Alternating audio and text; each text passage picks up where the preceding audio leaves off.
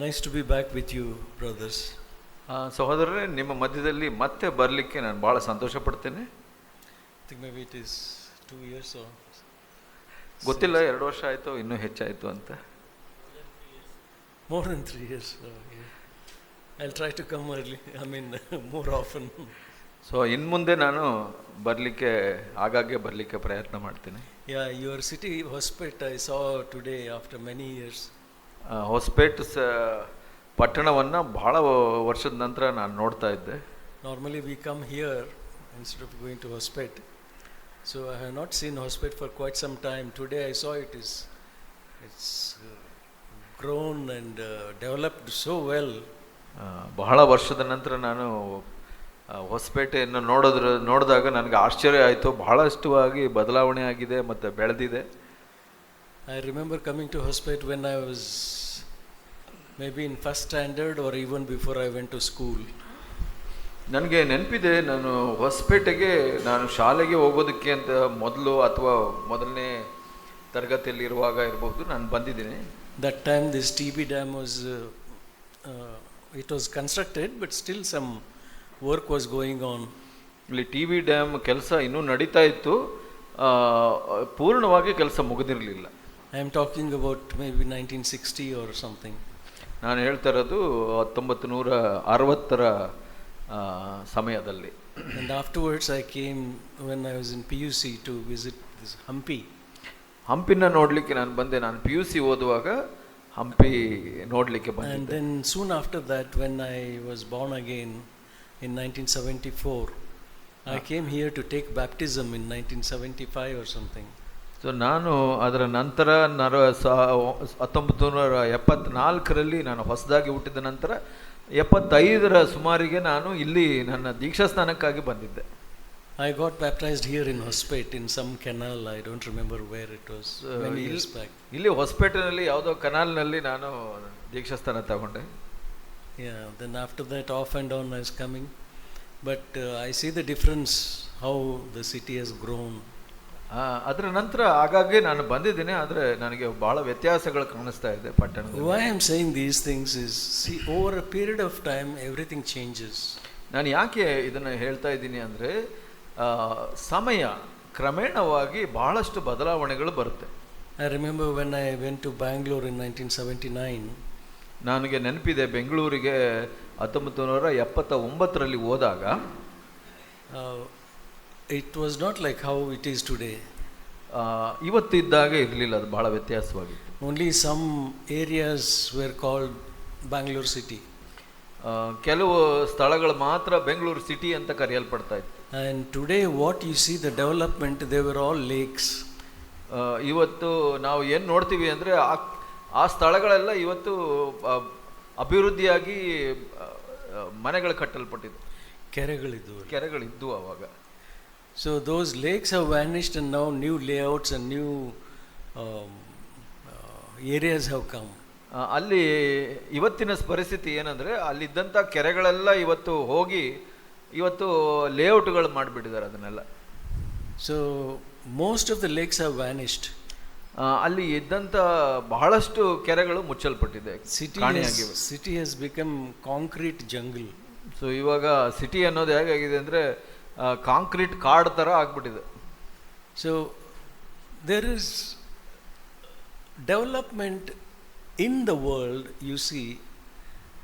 ನಾವು ಲೋಕದಲ್ಲಿ ಕೂಡ ನಾವು ನೋಡ್ತೇವೆ, ಅಭಿವೃದ್ಧಿ ಆಗುತ್ತೆ.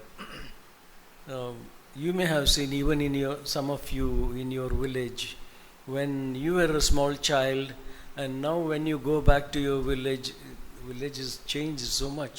ನೀವು ನಿಮ್ಮ ಹಳ್ಳಿಗಳಲ್ಲಿ ನೀವು ನೋಡಿರ್ಬೋದು, ನೀವು ಚಿಕ್ಕವರಿದ್ದಾಗ ವ್ಯತ್ಯಾಸವಾಗಿತ್ತು, ಇವತ್ತು ನೋಡಿದರೆ ಬಹಳಷ್ಟು ಬದಲಾವಣೆಗಳನ್ನು ನೋಡ್ತೀವಿ. Because there is a thing called a natural growth which you cannot prevent. ಕೆಲವು ಸ್ವಾಭಾವಿಕವಾದ ಬೆಳವಣಿಗೆ ಇರುತ್ತೆ, ಅದು ನಮ್ಮಿಂದ ಆಗಲ್ಲ ಅದನ್ನು ತಡಿಲಿಕ್ಕೆ. For example, you plant a seed. ಉದಾಹರಣೆಗೆ ಒಂದು ಬೀಜವನ್ನು ಬಿತ್ತುತ್ತೀರ. So because there is a principle of life in that seed, it comes up whether you like it or not. ಆ ಒಂದು ಬೀಜದಲ್ಲಿ ಆ ಜೀವ ಇರೋದರಿಂದ ಅದು ಕ್ರಮೇಣ ಅದು ಬೆಳೆದು ಇದು ಮೊಳಕೆ ಹೊಡೆದು ಬೆಳೆಯುತ್ತೆ And ಸಮಯ ಕಳೆದಂತೆ. maybe when you came here to this place first time when this was built, some of these trees may have been of this height. So ನೀವು ಈ ಸ್ಥಳಕ್ಕೆ ಬಂದಾಗ ಇಲ್ಲಿದ್ದಂಥ ಕೆಲವು ಇವತ್ತು ಮರಗಳಾಗಿದೆ, ನೀವು ಇಲ್ಲಿ ಬಂದಾಗ ಸಣ್ಣ ಗಿಡಗಳಾಗಿತ್ತೇನೋ. So there is a natural growth and there is a spiritual growth. ಅಲ್ಲಿ ಒಂದು ಸ್ವಾಭಾವಿಕವಾದ ಬೆಳವಣಿಗೆ ಇರುತ್ತೆ, ಮತ್ತೆ ಅದೇ ತರ ನೋಡಿದ್ರೆ ನಾವು ಆತ್ಮಿಕ ಬೆಳವಣಿಗೆ ಕೂಡ ಆಗುತ್ತೆ. Natural growth is inevitable. ಒಂದು ಸ್ವಾಭಾವಿಕ ಬೆಳವಣಿಗೆ ಬಂದು ಅದು ತಡೆರಹಿತವಾದದ್ದು, ಅದನ್ನು ತಡಿಲಿಕ್ಕೆ ಯಾರಿಂದ ಸಾಧ್ಯವಾಗಿಲ್ಲ. But spiritual growth is optional. ಆದರೆ ಆತ್ಮಿಕ ಬೆಳವಣಿಗೆ ಸ್ವಾಭಾವಿಕ ಅಲ್ಲ, ಅದು ನಾವು ಆಯ್ಕೆ ಮಾಡುವಂಥದ್ದು. Yeah, that is very important. If I sometimes even if we don't plant, I mean don't water a plant keeps growing. So ನಾವು ನೋಡ್ತೀವಿ, ಅದು ಬಹಳ ಮುಖ್ಯ, ಅದನ್ನು ತಿಳ್ಕೊಳ್ಬೇಕು. ನಾವು ಕೆಲವು ಸಲ ಬೀಜಕ್ಕೆ ನಾವು ನೀರು ಹಾಕಿಲ್ಲ ಅಂದ್ರೂ ಅದೇ ಬೆಳೆದು ಬಿಡುತ್ತೆ. But it is not so in spiritual life. ಆದರೆ ಆತ್ಮಿಕ ಜೀವಿತದಲ್ಲಿ ಹಾಗಿಲ್ಲ.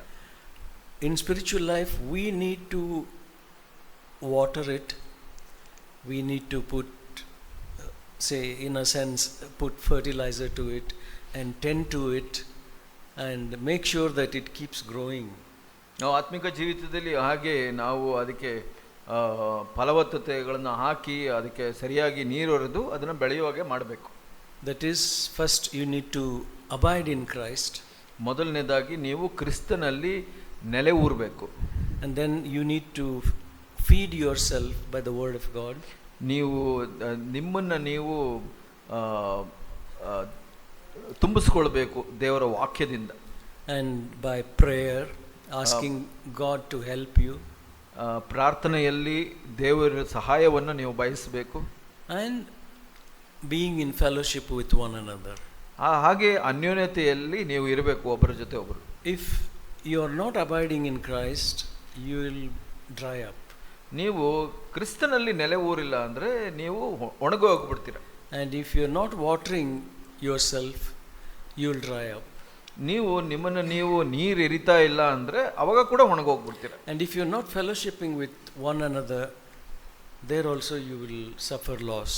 ನೀವು ಕೂಡ ಒಬ್ಬರ ಜೊತೆ ಒಬ್ಬರು ಆತ್ಮಿಕವಾದ ಅನ್ಯೋನ್ಯತೆಯನ್ನು ಮಾಡ್ತಾ ಇಲ್ಲ ಅಂದರೆ ಅವಾಗಲೂ ನಿಮಗೆ ಲಾಭ ಸಿಗೋದಿಲ್ಲ. These are interlinked.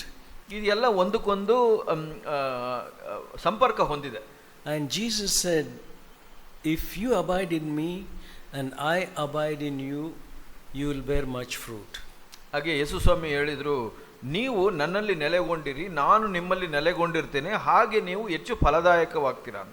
But if you don't abide in me, you will dry up. ಆದರೆ ನೀವು ನನ್ನಲ್ಲಿ ನೆಲೆಗೊಂಡಿಲ್ಲ ಅಂದರೆ ನೀವು ಒಣಗಿ ಹೋಗ್ತೀರಾ. You can read that in John 15. ಯೋಹನ 15ನೇ ಅಧ್ಯಾಯದಲ್ಲಿ ನಾವು ನೋಡ್ತೇವೆ. You don't have to turn there, I'm just referring to that. ನಾನು ಹಾಗೆ ಹೇಳ್ತಾ ಇದ್ದೀನಿ, ನೀವು ತೆಗೆಯುವಂಥ ಅವಶ್ಯಕತೆ ಇಲ್ಲ. And everyone who doesn't abide in Christ, he withers up.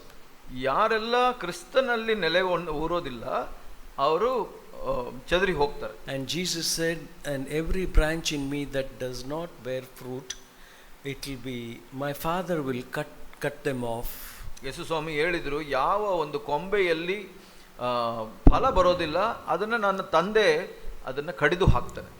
Because my Father is the gardener. ಯಾಕೆ ಅಂದರೆ ನನ್ನ ತಂದೆ ತೋಟಗಾರನು. And I am the vine. ನಾನು ದ್ರಾಕ್ಷಾ ಬಳ್ಳಿ. And a branch that doesn't abide in me, ಯಾವ ಕೊಂಬೆಯು ನನ್ನಲ್ಲಿ ನೆಲೆ ಊರೋದಿಲ್ಲ, will not bear fruit, and that branch will be cut off and burnt up. ಆ ಕೊಂಬೆಯು ಫಲವನ್ನು ಕೊಡೋದಿಲ್ಲ, ಅದನ್ನ ಆ ಕೊಂಬೆಯನ್ನ ಕಡಿದು ಅದನ್ನ ಸುಟ್ಟು ಹಾಕ್ಬಿಡ್ತಾರೆ. You know to whom he is talking these words? ಈ ಮಾತುಗಳನ್ನ ಯಾರಿಗೆ ಹೇಳ್ತಾ ಇದ್ರು ಗೊತ್ತಾ? He is not talking to the general public. ಅವರು ಇದ್ದಂಥ ಸಾರ್ವಜನಿಕ ಜನರಿಗೆ ಹೇಳ್ತಾ ಇರಲಿಲ್ಲ. He is speaking to the 11 disciples. ಅಲ್ಲಿ ಅವರು 11 ಶಿಷ್ಯರಿಗೆ ಹೇಳ್ತಾ ಇದ್ದಂಥ ಮಾತು. Not 12 disciples, 11 disciples. 12 ಶಿಷ್ಯರಿಗಲ್ಲ, 11 ಶಿಷ್ಯರಿಗೆ. This is in John 15. ಯೋಹನ 15ರಲ್ಲಿ ಇದು. In John 13, Judas got offended at the table at the breaking of bread, and then he went away, denying Jesus, ಯೋನ betraying Jesus. ಯೋನ 13ನೇ ಅಧ್ಯಾಯದಲ್ಲಿ ನಾವು ನೋಡ್ತೇವೆ, ಇವನು ಇಸ್ಕರಿಯೋತ ಯೂದನು ಬೇಸರ ಮಾಡಿಕೊಂಡು ರೊಟ್ಟಿ ಮುರಿಯೋ ಸಮಯದಲ್ಲಿ ಎದ್ದು ಹೋಗ್ಬಿಡ್ತಾನೆ. He took part in the breaking of bread. ಅವನು ರೊಟ್ಟಿ ಮುರಿದನು. He ate it and drank. ಅದರಲ್ಲಿ ಭಾಗವಹಿಸಿ ಅದನ್ನ ತಿಂದು ಕುಡಿದನು. And then he went away. ನಂತರ ಅವನು ಅಲ್ಲಿಂದ ಹೋದನು. And it says in chapter 13 towards the end, when he went away it was dark, it says. ಅಲ್ಲಿ 13ನೇ ಅಧ್ಯಾಯ ಕಡೆಯ ಭಾಗ ಹೇಳುತ್ತೆ, ಅವನು ನಡೆದು ಹೊರಗೆ ಹೋದಾಗ ಆವಾಗ ಕತ್ತಲಾಗಿತ್ತು ಅಂತ ಹೇಳುತ್ತೆ. And it never says that the sun rose upon him. ಇಲ್ಲಿ ಅದರ ನಂತರ ಯಾವತ್ತೂ ಹೇಳೋದಿಲ್ಲ ಅವನ ಮೇಲೆ ಬೆಳಗಾಯಿತು ಅಂತ. Because it says, that's very important for us to remember that phrase, when Judas left the table and went out from among them, it was night. So ನಾವು ಯಾವಾಗಲೂ ಅದನ್ನು ನೆನ್ಪಿಟ್ಕೊಳ್ಬೇಕು. ಯಾವಾಗ ಇಸ್ಕರಿಯೋತ ಯೂದನು ಎದ್ದು ಅಲ್ಲಿಂದ ಹೋಗ್ತಾನೆ, ಅವನ ಜೀವಿತದಲ್ಲಿ ಕತ್ತಲೆ ಆಯಿತು. And it was night forever for him. ಅವತ್ತಿಂದ ಅವನ ಜೀವಿತ ಪೂರ್ಣವಾಗಿ ಕತ್ತಲಾಯಿತು. Because he didn't see the next day morning, I guess. ನನಗನ್ಸುತ್ತೆ ಅವನು ಮುಂದಿನ ದಿವಸ ಅವನು ನೋಡಲಿಲ್ಲ. Next day. ಅದರ ಮುಂದಿನ ದಿವಸ ಮರುದಿನ. So what it teaches me is that he went away, he betrayed Jesus for some money, and then when he came to know that Jesus was sentenced to death, he went and hanged himself. So ಅವನು ಹಣಕ್ಕಾಗಿ ಯೇಸುವನ್ನು ಹಿಡಿದುಕೊಟ್ಟನು, ಅಲ್ಲಿಂದ ದೂರ ಹೋದನು, ಹಾಗೆ ಅವನು ಆತ್ಮಹತ್ಯೆ ಮಾಡಿಕೊಂಡನು ಅಂತ ನಾವು ನೋಡ್ತೇವೆ. So I have a feeling that probably the same night he committed suicide. ನನಗೆ ನನ್ನ ಅನಿಸುವಿಕೆ ಏನು ಅಂದರೆ, ಅವತ್ತು ರಾತ್ರಿನೇ ಅವನು ಆತ್ಮಹತ್ಯೆ ಮಾಡಿಕೊಂಡನು ಅಂತ. Next day morning Jesus was crucified. ಮರುದಿನ ಬೆಳಿಗ್ಗೆ ಯೇಸು ಸ್ವಾಮಿಗೆ ಶಿಲುಬೆಗೆ ಹಾಕಲ್ಪಟ್ಟು. But before Jesus died, this Judas hanged himself and died. So Yesu ಸ್ವಾಮಿಗೆ ಶಿಲುಬೆಗೆ ಹಾಕೋಕೆ ಮೊದಲೇ ಇವನು ನೇಣು ಹಾಕಿಕೊಂಡು ಆತ್ಮಹತ್ಯೆ ಮಾಡಿಕೊಂಡನು ಅಂತ. But before doing that, he went to the high priest and he confessed his sin. ಅವನು ಅದು ಮಾಡೋದಕ್ಕೆ ಮೊದಲು ಅಲ್ಲಿ ಯಾಜಕರ ಹತ್ರ ಹೋಗಿ ತನ್ನ ಪಾಪವನ್ನು ಅರಿಕೆ ಮಾಡಿದನು. He went to the priest and he said, I betrayed innocent blood. ಅಲ್ಲಿ ಯಾಜಕನ ಹತ್ರ ಹೋಗಿ ಹೇಳ್ತಾನೆ, ನಾನು ಒಬ್ಬ ಅಮಾಯಕ ಅಥವಾ ನಿರಪರಾಧಿನ ನಾನು ಹಿಡಿದುಕೊಟ್ಟೆ ಅಂತ ಹೇಳ್ತಾನೆ. And he gave back the money. ಅವನು ಹಣವನ್ನ ಹಿಂತಿರುಗಿ ಕೊಡ್ತಾನೆ. See, two things he did. ಅಲ್ಲಿ ಎರಡು ಕೆಲಸ ಮಾಡ್ತಾನೆ ಅವನು. He confessed his sin. ಅವನು ಪಾಪವನ್ನು ಅರಿಕೆ ಮಾಡಿದನು. He said, I sinned by betraying an innocent man. ಒಬ್ಬ ಅಮಾಯಕ ಅಥವಾ ನಿರಪರಾಧಿಯನ್ನು ಹಿಡಿದುಕೊಟ್ಟು ನಾನು ತಪ್ಪು ಮಾಡಿದೆ ಅಂತ ಹೇಳ್ತಾನೆ. And he made restitution by giving back the money. ಹಣವನ್ನು ಹಿಂದೆ ಕೊಡೋದ್ರಿಂದ ಅವನು ಆ ನಷ್ಟ ಭರ್ತಿಯನ್ನು ಮಾಡ್ತಾನೆ. And he confessed it. ಅದನ್ನ ಅರಿಕೆ ಮಾಡ್ತಾನೆ. To the wrong people. ಅವನು ತಪ್ಪಾದ ಜನರಿಗೆ ಅದನ್ನ ಅರಿಕೆ ಮಾಡ್ತಾನೆ. Instead of going to the high priest and confessed his sin, if he had gone to Jesus at his cross and said, Lord, I am sorry, I did some terrible foolish thing, please have mercy on me. If he had said that, probably history would have been different. So ಅವನು ಆ ಯಾಜಕರಾದ ತಪ್ಪಾದ ಜನರ ಬಳಿ ಹೋಗಿ ತನ್ನ ಪಾಪವನ್ನು ಅರಿಕೆ ಮಾಡೋ ಬದಲಿಗೆ ಯೇಸು ಸ್ವಾಮಿಯ ಹತ್ರ ಅಂದರೆ ಶಿಲುಬೆ ಹತ್ರ ಬಂದು, ಸ್ವಾಮಿ ನಾನು ಮೂರ್ಖದ ಕಾರ್ಯವನ್ನು ಮಾಡಿದ್ದೇನೆ, ನನ್ನನ್ನು ಕ್ಷಮಿಸಿಬಿಡು ಅಂತ ಹೇಳಿದರೆ ಇವತ್ತು ಆ ಚರಿತ್ರೆ ಬದಲಾಗ್ತಾ ಇತ್ತು. So his story ended in chapter 13 of John. ಯೋಹನ 13ರಲ್ಲೇ ಅವನ ಒಂದು ಕತೆ ಮುಗೀತು. And chapter 14, 15, 16 and 17 also. Jesus was talking to the left 11 people who were left. ಅಲ್ಲಿ ನಾವು ನೋಡ್ತೇವೆ ಯೋಹನ 14, 15, 16, 17 ಎಲ್ಲ ಅಧ್ಯಾಯಗಳಲ್ಲಿ ಯೇಸು ಸ್ವಾಮಿ ಈ 11 ಶಿಷ್ಯರ ಹತ್ರ ಮಾತಾಡ್ತಾರೆ. He is speaking about the coming of the Holy Spirit. ಪವಿತ್ರಾತ್ಮನು ಬರುವ ವಿಷಯದಲ್ಲಿ ಮಾತಾಡ್ತಾ ಇದ್ದನು. He is coming about abiding in him. ಅವನಲ್ಲಿ ನೆಲೆ ಊರೋದ್ರ ಬಗ್ಗೆ ಮಾತಾಡ್ತಾ ಇದ್ದಾನೆ. He is speaking about being filled with the Holy Spirit. ಅವರು ಪವಿತ್ರಾತ್ಮ ಭರಿತರಾಗಿರೋ ಬಗ್ಗೆ ಮಾತಾಡ್ತಾ ಇದ್ರು. And he is praying to the Father, that high priestly prayer. ಆ ಒಂದು 17ನೇ ಅಧ್ಯಾಯದಲ್ಲಿ ಆ ಒಂದು ಮಹಾಯಾಜಕನ ಪ್ರಾರ್ಥನೆಯನ್ನು ಮಾಡ್ತಾ ಇದ್ರು. And there are two important verses, many things are there, but two important verses that come to my mind in that chapter 17 is 17ನೇ ಅಧ್ಯಾಯದಲ್ಲಿ ನನಗೆ ಬಹಳ ಮುಖ್ಯವಾಗಿ ಬರುವಂತ ಎರಡು ವಚನಗಳು ಏನಂದ್ರೆ, verse 3, Jesus said, "This is eternal life, that they may know you, the only true God, and Jesus Christ whom you have sent." 3ನೇ ವಚನ ಹೀಗೆ ಹೇಳುತ್ತೆ, ಒಬ್ಬನೇ ಸತ್ಯ ದೇವರಾಗಿರುವ ನಿನ್ನನ್ನು ನೀನು ಕಳಿಸಿಕೊಟ್ಟ ಯೇಸು ಕ್ರಿಸ್ತನನ್ನು ತಿಳಿಯುವುದೇ ನಿತ್ಯ ಜೀವವು ಅಂತ. And in verse 23 he says, "Father, that they may know that you loved me as much as you loved them as much as you love me." ಅವರಲ್ಲಿಯೂ ನೀನು ನನ್ನಲ್ಲಿಯೂ ಇರಲಾಗಿ ಅವರ ಐಕ್ಯವು ಪೂರ್ಣ ಸಿದ್ಧಿಗೆ ಬರುವಂತೆ ನೀನು ನನ್ನನ್ನು ಕಳಿಸಿಕೊಟ್ಟಿದ್ದಿ ಎಂದು, ನೀನು ನನ್ನನ್ನು ಪ್ರೀತಿಸಿದಂತೆ ಅವರನ್ನು ಪ್ರೀತಿಸಿದ್ದಿ ಎಂದು ಲೋಕಕ್ಕೆ ತಿಳಿಯ ಬರುವುದು ತಂದೆಯೇ ಅಂತ ಹೇಳಿದೆ. When I heard this for the first time in my life, ನನ್ನ ಜೀವಿತದಲ್ಲಿ CFC ನಲ್ಲಿ ನಾನು ಮೊದಲ ಬಾರಿಗೆ ಈ ಮಾತುಗಳನ್ನು ಕೇಳಿದಾಗ, I had read that verse many times before. ಅದಕ್ಕೆ ಮೊದಲು ನಾನು ಬಹಳ ಸಲ ಆ ವಾಕ್ಯಗಳನ್ನು ಓದಿದ್ದೆ, but it never hit me like that. ಆದರೆ ನನಗೆ ಆ ತರವಾಗಿ ತಗಲಿಲ್ಲ ನನ್ನ ಹೃದಯಕ್ಕೆ. There Jesus says to the Father, "Father, you love them as much as you loved me." ಅಲ್ಲಿ ಯೇಸು ಸ್ವಾಮಿ ಹೀಗೆ ಹೇಳ್ತಾರೆ, ತಂದೆಯೇ ನೀನು ಅವರನ್ನು ಎಷ್ಟಾಗಿ ಪ್ರೀತಿಸ್ತೀಯ ಅಂದ್ರೆ ನನ್ನನ್ನು ಎಷ್ಟು ಪ್ರೀತಿಸ್ತೀಯ ಅಷ್ಟೇ ಪ್ರೀತಿಸ್ತೀಯ ಅಂತ. So that brought so much of comfort to my heart.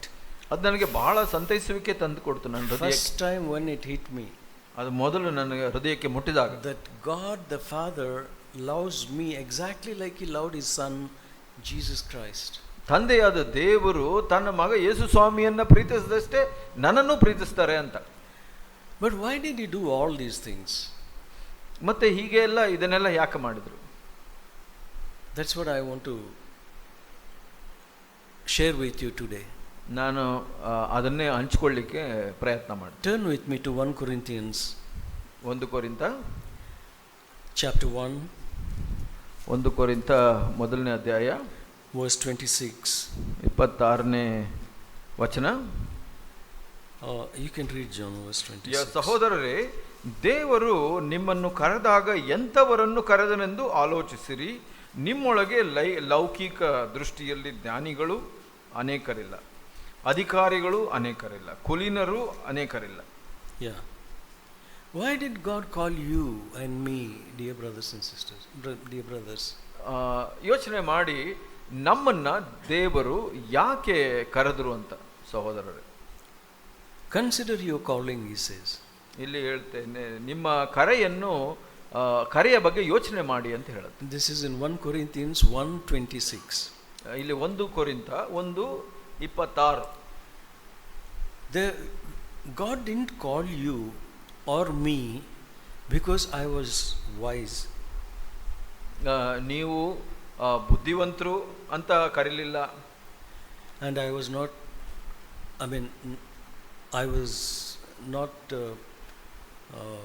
God didn't call me because I was mighty.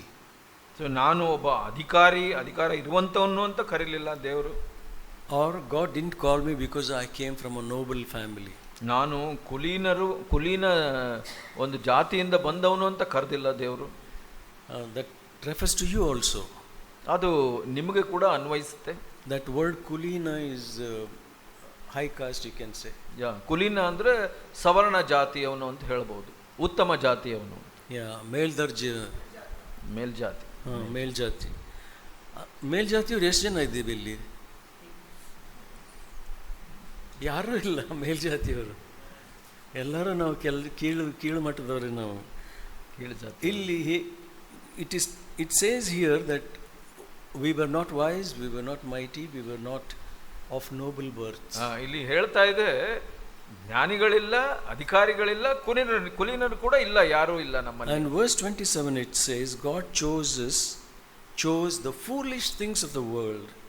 ಇಲ್ಲಿ ದೇವರು ಜ್ಞಾನಿಗಳನ್ನು ನಾಚಿಕೆ ಪಡಿಸುವುದಕ್ಕಾಗಿಯೇ ಈ ಲೋಕದ ಬುದ್ಧಿಹೀನರನ್ನು ಆರಿಸಿಕೊಂಡಿದ್ದಾರೆ ಅಂತ ಹೇಳ್ತಾರೆ. And weak things of the world to shame those who are strong. ಬಲಿಷ್ಠರನ್ನು ನಾಚಿಕೆ ಪಡಿಸುವುದಕ್ಕೆ ಈ ಲೋಕದ ಬಲಹೀನರನ್ನು ಆರಿಸಿಕೊಂಡಿದ್ದಾರೆ ಅಂತ. That means, you see the wisdom of God. ಇಲ್ಲಿ ದೇವರ ಜ್ಞಾನವನ್ನು ನೋಡಿ, He has chosen foolish things.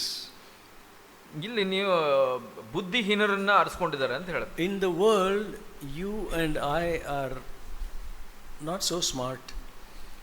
ಈ ಲೋಕದಲ್ಲಿ ನಾವು ಹೋಲಿಸಿ ನೋಡಿದ್ರೆ ನಮ್ಮಲ್ಲಿ ಯಾರು ನಾವಿರ್ಬೋದು, ನೀವಿರ್ಬೋದು, ಯಾರು ಅಷ್ಟು ಬುದ್ಧಿವಂತರಿಲ್ಲ. We are all, you can say, below average. ನಾವು ಎಲ್ಲ ಸಾಧಾರಣ ಮಟ್ಟದಕ್ಕಿಂತ ಕೆಳಗಡೆ ಇರುವಂಥವ್ರು ಅಂತ ಹೇಳ್ಬೋದು. When it comes to wisdom, ನಮಗೆ ಬಹಳ ಲೋಕದ ಅರಿವುಗಳ ವಿಷಯ ಬಂದಾಗ we were foolish. ನಾವು ಬುದ್ಧಿಹೀನರು ಅಂತ ಹೇಳ್ಬೋದು. And we were weak, it says. ಇಲ್ಲಿ ಹೇಳುತ್ತೆ ನಾವು ಬಲಹೀನರು ಅಂತನೂ ಹೇಳುತ್ತೆ. We were not strong and hefty he-men. ನಾವೆಲ್ಲ ಬಹಳ ಬಲಶಾಲಿಯಾದ ಜನರ ಏನಲ್ಲ. Why God chose foolish people is to put to shame those who call themselves wise in this world. ಯಾಕೆ ಬುದ್ಧಿಹೀನರನ್ನ ಆರಿಸ್ಕೊಂಡ್ರು ಅಂದ್ರೆ ದೇವರು ಈ ಯಾರು ಜ್ಞಾನವಂತರು ಅಂತ ಹೆಚ್ಚಳ ಪಡ್ತಾರಲ್ಲ ಅವ್ರನ್ನ ನಾಚಿಕೆ ಪಡಿಸೋದಕ್ಕೆ. Why Jesus didn't go to the Bible College of Gamaliel and choose some brilliant students from his Bible college? ಯೇಸು ಸ್ವಾಮಿ ತನ್ನ ಶಿಷ್ಯರಾಗೋದಕ್ಕೆ ಗಮಾಲಿಯನ ಒಂದು ಬೈಬಲ್ ಕಾಲೇಜ್ಗೆ ಹೋಗಿ ಯಾಕೆ ಒಬ್ಬ ಒಳ್ಳೆ ಬುದ್ಧಿವಂತ ಶಿಷ್ಯರನ್ನು ಆರಿಸ್ಕೊಳ್ಳಿಲ್ಲ? It is to shame them.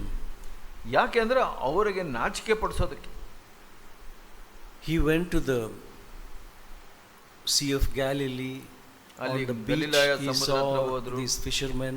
ಅಲ್ಲಿ ತೀರದಲ್ಲಿ ಈ ಒಂದು ಮೀನು ಹಿಡಿಯೋರ್ನ ನೋಡಿದ್ರು. And you know what's the educational qualification of fishermen?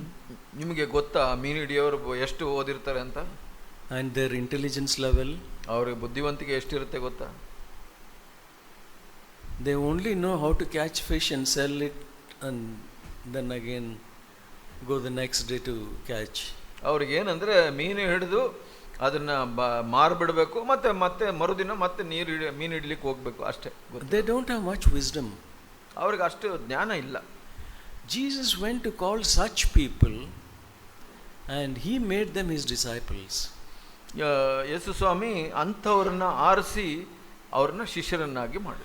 And he gave them special ability and grace and anointing of the Holy Spirit so that they can work for him by the strength and power of the Holy Spirit. So ಅವರಿಗಿನ್ನ ಆರಿಸ್ಕೊಂಡು ಅವರಿಗೆ ಆ ಒಂದು ಕೃಪೆ ಮತ್ತು ಅಭಿಷೇಕವನ್ನು ಕೊಟ್ಟು ಅವ್ರನ್ನ ಉಪಯೋಗಿಸಿದ್ರು ದೇವರು. And then further it says, verse 28, God chose base things of the world and the despised. So ಇದು ಲೋಕದ ಕುಲಹೀನರನ್ನು ಅಸಡ್ಡೆಯಾದವರನ್ನು ಆರಿಸಿಕೊಂಡಿದ್ದಲ್ಲದೆ ಗಣ್ಯರನ್ನು ಇಲ್ಲದಂತೆ ಮಾಡುವುದಕ್ಕಾಗಿ ಗಣನೆಗೆ ಬಾರದವರನ್ನು ಆರಿಸಿಕೊಂಡಿದ್ದಾನೆ ಅಂತೇಳಿ. Did you see that? ನೋಡಿದ್ರ ಇದು? God chose the foolish, the despised and base things that he might nullify the things that are. Why? ಲೋಕದ ಕುಲಹೀನರನ್ನು ಅಸಡ್ಡೆಯಾದವರನ್ನು ಆರಿಸಿಕೊಂಡಿದ್ದಲ್ಲದೆ ಗಣ್ಯರನ್ನು ಇಲ್ಲದಂತೆ ಮಾಡುವುದಕ್ಕಾಗಿ ಗಣನೆಗೆ ಬಾರದವರನ್ನು ಆರಿಸಿಕೊಂಡಿದ್ದಾನೆ ಅಂತ ಹೇಳುತ್ತಾ ಇಲ್ಲಿ. Because no man should boast before God. ಯಾಕೆ ಅಂದ್ರೆ ಯಾರು ದೇವರ ಮುಂದೆ ಹೊಗಳಿಕೊಳ್ಳಬಾರದು ಅಂತ. No man can say because I was strong God chose me. ಯಾರು ನಾನು ಬಲಶಾಲಿಯಾಗಿದ್ದೆ ಅದಕ್ಕೆ ದೇವರು ಆರಿಸಿಕೊಂಡ್ರು ಅಂತ ಹೇಳಬಾರ್ದು. Because I was highly intelligent God chose me. ನಾನು ಬಹಳ ಬುದ್ಧಿಶಾಲಿಯಾಗಿದ್ದೆ ಅದಕ್ಕೆ ದೇವರು ಆರಿಸಿಕೊಂಡ್ರು ಅಂತ ಹೇಳಬಾರ್ದು ಯಾರು. I came from a very rich and noble family, God chose me. ನಾನು ಒಳ್ಳೆ ಮೇಲ್ಜಾತಿಯಿಂದ ಬಹಳ ಶ್ರೀಮಂತ ಜನರಿಂದ ನಾನು ಬಂದೆ ಅದಕ್ಕಾಗಿ ದೇವರು ಆರಿಸಿಕೊಂಡ್ರು ಅಂತ ಯಾರು ಹೇಳಬಾರ್ದು. No. The reason why God chose is in verse 25. 25ರಲ್ಲಿ ಆ ವಚನ ಇದೆ. ಯಾಕೆ ಆರಿಸ್ಕೊಂಡ್ರು ದೇವರು? It says, the foolishness of God is wiser than men. ಇಲ್ಲಿ ಹೇಳುತ್ತೆ ಅದು ಮನುಷ್ಯರ ಜ್ಞಾನಕ್ಕಿಂತಲೂ ಶ್ರೇಷ್ಠ ಜ್ಞಾನವಾಗಿದೆ ಅಂತ ಹೇಳುತ್ತೆ. That is the foolishness of God. ದೇವರ ಆ ಒಂದು ಬುದ್ಧಿಹೀನತೆಯೇ ಮನುಷ್ಯನ ಜ್ಞಾನಕ್ಕಿಂತ ಅತಿ ಶ್ರೇಷ್ಠವಾದದ್ದು ಅಂತ ಹೇಳುತ್ತೆ. Like for example, you see, man's highest wisdom is up to this level. ಮನುಷ್ಯನ ಅತಿ ಶ್ರೇಷ್ಠವಾದ ಒಂದು ಬುದ್ಧಿಶಕ್ತಿ ಇಷ್ಟ ಅಂತ ಅಂದ್ಕೊಳ್ಳೋಣ. And God's foolishness, the bottom of God's foolishness is this level. ದೇವರಿಗೆ ಬುದ್ಧಿಹೀನತೆ ಇದೆ ಅಂದ್ರೆ ಆ ಬುದ್ಧಿಹೀನತೆನೇ ಅವನ ಶ್ರೇಷ್ಠತೆಗಿಂತ ಹೆಚ್ಚಾಗಿರುತ್ತೆ. So God's foolishness, the bottom of God's foolishness cannot even come anywhere near the highest wisdom of man. ಇದರ ಅರ್ಥ ಏನಂದ್ರೆ ದೇವರ ಆ ಒಂದು ತಳಮಟ್ಟದ ಒಂದು ಬುದ್ಧಿಹೀನತೆಗಿಂತ ಅದು ಬುದ್ಧಿಹೀನತೆ ಮನುಷ್ಯನ ಹೆಚ್ಚಾದ ಬುದ್ಧಿಶಕ್ತಿಗಿಂತ ಮೇಲಿರುತ್ತೆ. And God's weakness, the bottom of God's weakness, you know, ದೇವರ so much, let's say. ತಳ ದೇವರ ಬಲಹೀನತೆ ಬಗ್ಗೆ ಕೂಡ ದೇವರ ಬಲಹೀನತೆಯ ತಳ ಮನುಷ್ಯನ ಶಕ್ತಿಶಾಲಿಗಿಂತ ಅದು ಶಕ್ತಿಗಿಂತ ಹೆಚ್ಚಾಗಿರುತ್ತೆ. And it says strongest man's strength cannot be anywhere near the bottom of God's weakness. ಒಬ್ಬ ಮನುಷ್ಯ ಬಹಳ ಬಲಶಾಲಿ ಆಗಿದ್ರೆ ಅದು ದೇವರ ಒಂದು ಬಲಹೀನತೆಗೆ ಹತ್ರನೇ ಹೋಗೋದಿಲ್ಲ, ಅಷ್ಟು ಹೆಚ್ಚಾಗಿರುತ್ತೆ. That's the reason God chose. ಅದಕ್ಕಾಗಿ ದೇವರು ನಮ್ಮನ್ನ ಆರಿಸ್ಕೊಂಡಿದ್ದಾರೆ. He chose you and me. ನಿಮ್ಮನ್ನ ನನ್ನನ್ನ. Because we were not the cream of society. ನಾವೇನು ಈ ಒಂದು ಸಮಾಜದಲ್ಲಿ ಬಹಳ ಉತ್ತಮರೇನು ಅಲ್ಲ. We were despised. ನಾವು ಹೀಯಾಳಿಸಲ್ಪಟ್ಟವರು, foolish, ಬುದ್ಧಿಹೀನರು, weak, ಬಲಹೀನರು, base. ನಾವು ಗಣ್ಯರಲ್ಲ, ಯಾವುದಕ್ಕೂ ಗಣನೆಗೆ ಬಾರದವರು, weak, ಬಲಹೀನರು, ignoble, ಬುದ್ಧಿ ಇಲ್ಲದವರು, ಬುದ್ಧಿಹೀನರು. And such people we were. ಹಾಗಿದ್ದೋ ನಾವು. So God chose us. ಆದರೂ ದೇವರು ಆರಿಸಿದ್ರು ನಮ್ಮನ್ನು. In spite of what we were. ನಾವು ಏನೇ ಆಗಿದ್ರು, ನಮ್ಮ ಪರಿಸ್ಥಿತಿ ಹೇಗಿದ್ರು ದೇವರು ಆರಿಸ್ಕೊಂಡ್ರು ನಮ್ಮನ್ನ. Even when we were wallowing in our muck, ನಾವು ನಮ್ಮ ಪಾಪದಲ್ಲಿ ಹೊಲಸಲ್ಲಿ ಬಿದ್ದುಕೊಂಡಿದ್ದಾಗಲೂ ನಮ್ಮನ್ನು ಆರಿಸ್ಕೊಂಡ್ರು.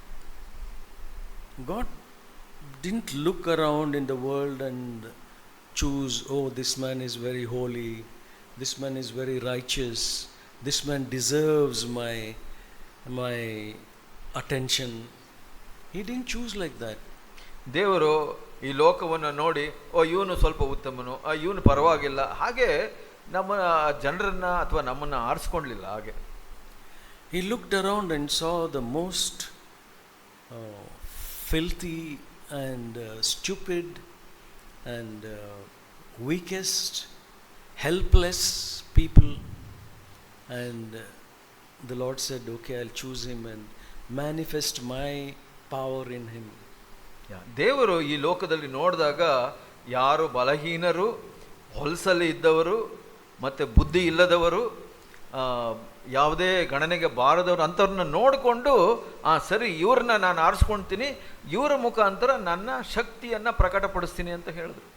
I will call them, I will choose them, I will wash them, I will sanctify them, I will fill them with the Holy Spirit and work in and through them. So ಅಂಥವ್ರನ್ನ ನಾನು ಕರೆದು ಅವರನ್ನು ಶುದ್ಧಿಪಡಿಸಿ ಪವಿತ್ರಾತ್ಮನಿಂದ ತುಂಬಿಸಿ ಅವರಿಂದ ನಾನು ಮಹಿಮೆ ಹೊಂದ್ತೀನಿ ಅಂತ. That is exactly what he did with each of us. ಹಾಗೆ ದೇವರು ಅಂತ ಆ ಕಾರ್ಯಗಳನ್ನೇ ನಮ್ಮ ಮಧ್ಯದಲ್ಲಿ ಮಾಡಿದ್ದಾರೆ. And you all can remember how your past life was. ನೀವು ಎಲ್ಲರೂ ನೆನೆಸ್ಕೊಳ್ಬಹುದು ನಿಮ್ಮ ಹಳೆ ಜೀವಿತ ಹೇಗಿತ್ತು ಅಂತ. We were all wallowing in sin. ನಾವೆಲ್ಲ ಪಾಪದಲ್ಲಿದ್ದವರು.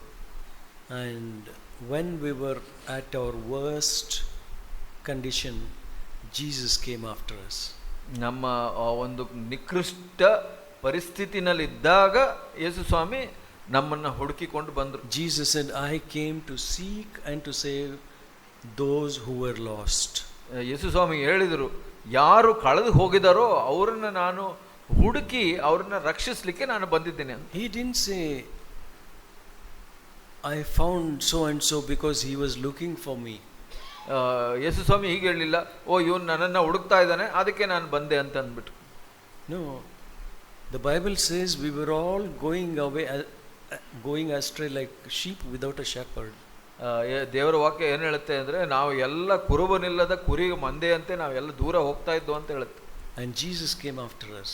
ಆದರೆ ಯೇಸು ಸ್ವಾಮಿ ನಮ್ಮ ಹಿಂದೆ ಬಂದರು ಅಂತ ಹೇಳಿ, to show his love, ಆತನ ಪ್ರೀತಿಯನ್ನು ತೋರಿಸಲಿಕ್ಕೆ, and to show to the world what he can do with someone which the world considers good for nothing. So ಈ ಲೋಕ ಯಾರು ಪ್ರಯೋಜನ ಇಲ್ಲದೆ ಇರುವಂಥವರು ಅಂತ ಅಂದ್ಕೊಳ್ಳುತ್ತೋ ಅವರ ಮುಖಾಂತರ ದೇವರು ಕಾರ್ಯ ಮಾಡಿ ತನ್ನ ಶಕ್ತಿಯನ್ನು ತೋರಿಸಲಿಕ್ಕೆ ಬಂದರು. My dear brothers, just think about it. ನನ್ನ ಪ್ರಿಯ ಸಹೋದರರೇ, ಇದರ ಬಗ್ಗೆ ಯೋಚನೆ ಮಾಡಿ. Why God has chosen you? ಯಾಕೆ ದೇವರು ನಿಮ್ಮನ್ನು ಆರಿಸಿದ್ದಾರೆ? Why God has chosen me? ಯಾಕೆ ದೇವರು ನಿಮ್ಮನ್ನು ಆಯ್ಕೆ ಮಾಡಿದ್ದಾರೆ? We already saw that in John 15. ಯೋಹನ 15ರಲ್ಲಿ ನಾವು ನೋಡಿದ್ವಿ. Jesus said here, 15ರಲ್ಲಿ ಹೀಗೆ ಹೇಳ್ತಾರೆ, verse 1, I am the true vine and my father is the vine dresser. ನಾನೇ ನಿಜವಾದ ದ್ರಾಕ್ಷ ಬಳ್ಳಿ, ನನ್ನ ತಂದೆ ತೋಟಗಾರನು. And every branch in me that does not bear fruit, he takes away. ನನ್ನಲ್ಲಿದ್ದು ಫಲ ಕೊಡದಿರುವ ಪ್ರತಿಯೊಂದು ಕೊಂಬೆಯನ್ನು ಆತನು ತೆಗೆದು ಹಾಕುತ್ತಾನೆ.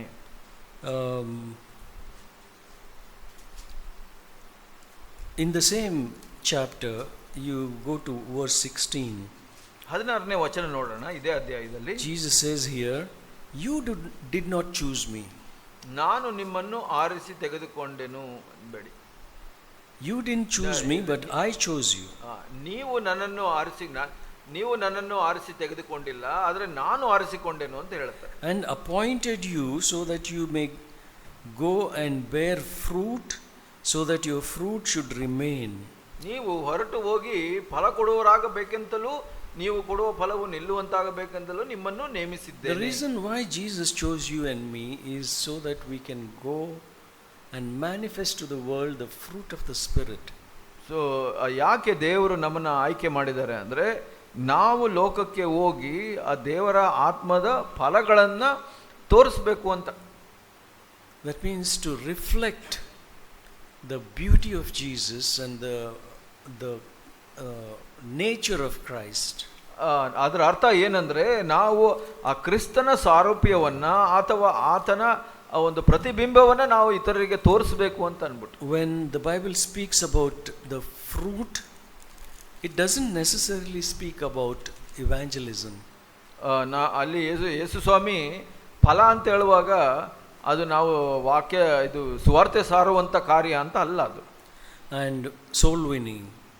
ಅಲ್ಲಿ ಒಂದು ಆತ್ಮಗಳನ್ನು ಜಯಿಸುವಂಥದ್ದು ಅಲ್ಲ. But the fruit of the Spirit, what God expects from us, is in Galatians chapter 5 verse 22. ಆತ್ಮನ ಫಲಗಳು ಅಂದರೆ ನಾವು ಎಲ್ಲಿ ನೋಡ್ತೀವಿ? ಗಲಾತ್ಯ 5:22ರಲ್ಲಿ ನಾವು ನೋಡ್ತೀವಿ. It's clearly written here what is the fruit of the Holy Spirit. ಇಲ್ಲಿ ಬರೆದಿದೆ ಸ್ಪಷ್ಟವಾಗಿ ಆತ್ಮನ ಫಲಗಳು ಯಾವುದು ಅಂತ ಅಂದ್ಬಿಟ್ಟು. It's love, Preethi, it's joy, Santhosh, it's peace, ಸಮಾಧಾನ, it's patience, ಅದು ಸಮಾಧಾನ, ತಾಳ್ಮೆ, it's kindness, ಸಾಧುತ್ವ, it's goodness, ಆತನ ಒಳ್ಳೆತನ, it's faithfulness, ಆತನ ನಂಬಿಗಸ್ತಿಕೆ, gentleness and self-control. ಸಾಧುತ್ವ, ಕ್ಷಮೆದಮೆ. So these are the things that God expects from us. ಇದು ನಮ್ಮಿಂದ ದೇವರು ಬಯಸುವಂಥದ್ದು. Because when we are filled with the Holy Spirit, ನಾವು ಪವಿತ್ರಾತ್ಮ ಭರಿತರಾದಾಗ all our old nature will be put to death. ಎಲ್ಲ ನಮ್ಮ ಸ್ವಭಾವಗಳು ಸಾವಿಗೆ ಹಾಕಲ್ಪಡುತ್ತವೆ. And our mind is weaned away from those old things. ನಮ್ಮ ಮನಸ್ಸು ಆ ಎಲ್ಲ ಹಳೆಯ ವಿಷಯಗಳಿಂದ ತೆಗೆಯಲ್ಪಡುತ್ತೆ. Old things passed away. ಹಳೆಯ ವಿಷಯಗಳು ಹೋಗ್ಬಿಡುತ್ತೆ. And all things have become new. ಎಲ್ಲ ಹೊಸದಾಗುತ್ತೆ. And we will be given a new nature.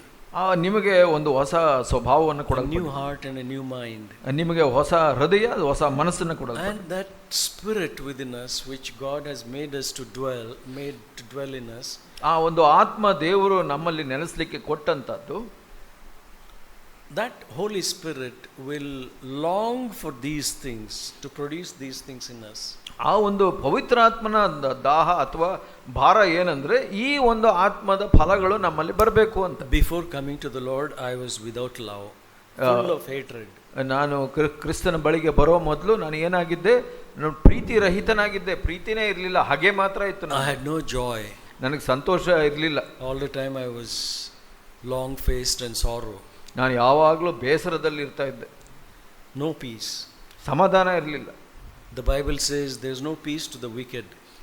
ಒಬ್ಬ ದುಷ್ಟನಿಗೆ ಯಾವಾಗಲೂ ಸಮಾಧಾನ ಇರೋದಿಲ್ಲ ಅಂತ ದೇವರ ವಾಕ್ಯ ಹೇಳುತ್ತೆ. Impatient. ನಾನು ದೀರ್ಘಶಾಂತಿ ಇಲ್ಲದವನಾಗಿದ್ದೆ. I was unkind. ನನಗೆ ದಯೆ ಇರಲಿಲ್ಲ. I had no goodness. ನನ್ನಲ್ಲಿ ಉಪಕಾರ ಮಾಡುವಂಥ ಸ್ವಭಾವ ಇರಲಿಲ್ಲ. I was unfaithful. ನನಗೆ ನಂಬಿಗಸ್ತಿಕೆ ಇರಲಿಲ್ಲ. I had no gentleness. I was very rough and rude. ನಾನು ಸಾಧುತ್ವನಾಗಿರಲಿಲ್ಲ, ನಾನು ಬಹಳ ಕಠಿಣನಾದವನಾಗಿದ್ದೆ. I had no self control. ನನಗೆ ಆ ಶಮೆ ದಮೆ ಇರಲಿಲ್ಲ. ಸ್ವನಿಯಂತ್ರಣ. ಯಾವೊಂದು ನಿಯಂತ್ರಣ ಇರಲಿಲ್ಲ ನನ್ನಲ್ಲಿ. So I was like a wild horse. ನಾನು ಆ ಒಂದು ಒಂದು ತಡೆ ಇಲ್ಲದ ಒಂದು ಕುದುರೆ ಹಂಗಿದ್ದೆ. So I was doing whatever I wanted. ನನಗೆ ಏನೇನು ಬೇಕೋ ಅದೆಲ್ಲ ಮಾಡ್ತಾ ಇದ್ದೆ. I was a law unto myself. ನಾನೇ ಒಬ್ಬ ನ್ಯಾಯಾಧಿಪತಿ ಆಗಿದ್ದೆ. But when Jesus came into my life, ಯೇಸು ಸ್ವಾಮಿ ನನ್ನ ಜೀವಿತದಲ್ಲಿ ಬಂದಾಗ He took away my stony heart. ಆ ಒಂದು ಕಲ್ಲಿನ ಹೃದಯವನ್ನು ತೆಗೆದುಬಿಟ್ರು. He gave me a heart of flesh. ನನಗೆ ಆ ಮೃದು ಹೃದಯ, ಮಾಂಸದ ಹೃದಯವನ್ನು ಕೊಟ್ಟನು. And gave me His Spirit. ಆತನ ಆತ್ಮವನ್ನು ಕೊಟ್ಟನು. So that I may be conformed to His image. ಅದರಿಂದ ನಾನು ಆತನ ಸಾರೂಪ್ಯವನ್ನು ಹೊಂದಿಕೊಳ್ಬೇಕು. And He says here further in verse 3 of John 15, 15ನೇ ಅಧ್ಯಾಯದ 3ನೇ ವಚನ ಹೀಗೆ ಹೇಳುತ್ತೆ, You are already clean because of the word which I have spoken to you. ನಾನು ಮಾಡಿದ ಮಾತಿನಿಂದ ನೀವು ಶುದ್ಧರಾಗಿದ್ದೀರಾ ಅಂತ ಹೇಳುತ್ತೆ. You see, we believe that we are cleansed by the blood of Christ. ನಾವು ನಂಬ್ತೀವಿ ನಾವು ಕ್ರಿಸ್ತನ ರಕ್ತದಲ್ಲಿ ನಾವು ಶುದ್ಧರಾಗಿದ್ದೇವೆ ಅಂತ. But Jesus is telling here, before He shed His blood, He is telling you are already clean because of the word that I have spoken to you. ಇಲ್ಲಿ ಯೇಸು ಸ್ವಾಮಿ ಸತ್ತಿರಲಿಲ್ಲ, ರಕ್ತ ಸುರಿಸಿರಲಿಲ್ಲ.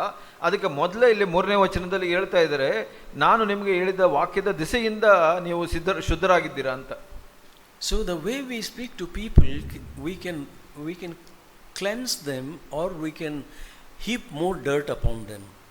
ನಾವು ಆಡುವಂಥ ಮಾತಿನಲ್ಲೇ ಇನ್ನೊಬ್ಬರನ್ನ ಶುದ್ಧೀಕರಣಕ್ಕೆ ನಡೆಸಬಹುದು ಅಥವಾ ಅವರ ಮೇಲೆ ಹೊಲಸನ್ನು ಹಾಕಬಹುದು. It's all in the power of our tongue. ನಮ್ಮ ನಾಲಿಗೆಯಲ್ಲಿ ಆ ಶಕ್ತಿ ಇದೆ. We can either make a person feel dirty, ನಾವು ಒಬ್ಬ ಮನುಷ್ಯ ಹೊಲಸಾಗಿ ಮಾಡಬಹುದು ಮನುಷ್ಯನನ್ನ, by accusing him, ಆತನನ್ನ ಅವರ ಮೇಲೆ ದೂರ ಹೇಳೋದ್ರಿಂದ, or we can justify him and cleanse him. ಆತನನ್ನ ದೇವರ ಮುಂದೆ ಒಬ್ಬ ನೀತಿವಂತನಾಗಿ ಮಾಡಿ ಆತನನ್ನ ಶುದ್ಧೀಕರಿಸಬಹುದು ನಾವು ನಮ್ಮ ನಾಲಿಗೆಯಲ್ಲಿ. So there is life or death in the power of the tongue. ನಮ್ಮ ನಾಲಿಗೆಯಲ್ಲಿ ಆ ಒಂದು ಜೀವ ಮರಣದ ಶಕ್ತಿ ಇದೆ. And in Ephesians 5:26 also it says you are cleansed by the word. ಎಫೆಸಿಯ 5:26 ಕೂಡ ಹೇಳುತ್ತೆ ದೇವರ ವಾಕ್ಯದಿಂದ ನೀವು ಶುದ್ಧರಾಗಿದ್ದೀರಾ ಅಂತ. As we keep reading God's word, our spirits get cleaned up. ನಾವು ದೇವರ ವಾಕ್ಯವನ್ನು ಓದುವಾಗ ನಮ್ಮ ಆತ್ಮ ಶುದ್ಧೀಕರಣ ಹೊಂದುತ್ತೆ. And verse 4 he says, abide in me and I in you, as the branch cannot bear fruit in itself unless it abides in the vine, so neither can you unless you abide in me. 4ನೇ ವಚನ ಹೀಗೆ ಹೇಳುತ್ತೆ, ಈಗ ಶುದ್ಧರಾಗಿದ್ದೀರಾ, ನೀವು ನನ್ನಲ್ಲಿಯೂ ನೆಲೆಗೊಂಡಿರ್ರಿ, ನಾನು ನಿಮ್ಮಲ್ಲಿಯೂ ನೆಲೆಗೊಂಡಿರುವೆನು. ಕೊಂಬೆಯು ಬಳ್ಳಿಯಲ್ಲಿ ನೆಲೆಗೊಂಡಿರದಿದ್ದರೆ ಹೇಗೆ ತನ್ನಷ್ಟಕ್ಕೆ ತಾನೇ ಫಲ ಕೊಡಲಾರದು, ಹಾಗೆಯೇ ನೀವು ನನ್ನಲ್ಲಿ ನೆಲೆಗೊಂಡಿರದಿದ್ದರೆ ಫಲ ಕೊಡಲಾರಿರಿ. And if I say I abide in Christ and I live as I like, ನಾನು ಕ್ರಿಸ್ತನಲ್ಲಿ ನೆಲೆಗೊಂಡಿದ್ದೇನೆ ಅಂದ್ಬಿಟ್ಟು ನನಗೆ ಇಷ್ಟ ಬಂದಂತೆ ನಾನು ಜೀವಿಸೋದಾದ್ರೆ, then I am deceiving myself. ಆಗಿದ್ರೆ ನನ್ನನ್ನೇ ನಾನು ವಂಚಿಸ್ಕೊಳ್ತಾ ಇದ್ದೀನಿ ಅಂತ. Verse 6 says, if anyone does not abide in me, he is thrown away as a branch and dries up, and they gather them and cast them into the fire and they are burnt. ಅಲ್ಲಿ 6ನೇ ವಚನ ಹೇಳುತ್ತೆ, ಯಾವನು ನನ್ನಲ್ಲಿ ನೆಲೆಗೊಂಡಿರುವುದಿಲ್ಲವೋ ಅವನು ಆ ಕೊಂಬೆಯಂತೆ ಹೊರಕ್ಕೆ ಬಿಸಾಡಲ್ಪಟ್ಟು ಒಣಗಿ ಹೋಗುವನು. ಅಂಥ ಕೊಂಬೆಗಳನ್ನು ಕೂಡಿಸಿ ಬೆಂಕಿಯಲ್ಲಿ ಹಾಕುತ್ತಾರೆ, ಅವು ಸುಟ್ಟು ಹೋಗುವವು. He is not talking to the general public. ಇಲ್ಲಿ ಸಾಧಾರಣ ಜನರನ್ನ, ಸಾರ್ವಜನಿಕರನ್ನ ನೋಡಿ ಮಾತಾಡ್ತಾ ಇರಲಿಲ್ಲ. He is speaking these words to these 11 people who are sitting at the table. ಇಲ್ಲಿ 11 ಜನ ಯೇಸು ಸ್ವಾಮಿ ಜೊತೆ ಕುಳಿತುಕೊಂಡಿದ್ರಲ್ಲ, ಅವ್ರ ಹತ್ರ ಮಾತಾಡ್ತಾ ಇರೋ ಮಾತಿದು. To them he is telling, ಅವರಿಗೆ ಈ ಮಾತನ್ನು ಹೇಳ್ತಾ ಇದ್ದಾರೆ. If you, any of you 11 disciples of mine, if you don't abide in me, you will be thrown out as a branch, and you will be gathered up and will be thrown into the fire.